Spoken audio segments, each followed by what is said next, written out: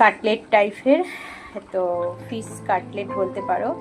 আরও উপকরণ আছে, তো আজকে একটু বানাবো, অনেক দিন পর ইচ্ছে হলো। তো চলছে আমার রান্না বান্নার, সঙ্গে থাকো। আশা করছি আজকের ব্লগটা তোমাদের ভালোই লাগবে।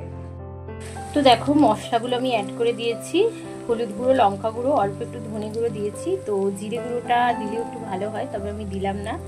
আর এরপর এই যে আলুটাও দিয়ে দিলাম। আর খুব ভালো করে কিন্তু আমি পুর বানিয়ে নেব, যেহেতু ক্যামেরাটা আমি ধরে আছি তাই সেভাবে দেখাতে পারছি না। তো খুব ভালোভাবে কিন্তু একটা পুর আমি বানিয়ে নেব।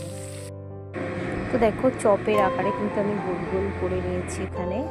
আর এখানে হচ্ছে বেসন আর তার সাথে হচ্ছে ডিম, যেটা একটা ব্যাটার বানিয়ে নিয়েছি। তো জাস্ট ওর মধ্যে একবার ডুবিয়ে নিয়ে আমি কিন্তু ছাঁকা তেলে এগুলো ভেজে নিচ্ছি। তবে তেলটা শরীরের পক্ষে খুবই খারাপ, তবে কখনো কখনো কিন্তু খাওয়া যেতেই পারে। আর এখন একদম বর্ষাকাল, বাইরে হচ্ছে বৃষ্টি, আর এরকম বৃষ্টির দিনে বাড়িতে এরকম ফিশ কাটলেট বানিয়ে খাওয়ার মজাই কিন্তু আলাদা। সন্ধেবেলা চায়ের সাথে কিন্তু দারুণ জমে যায়।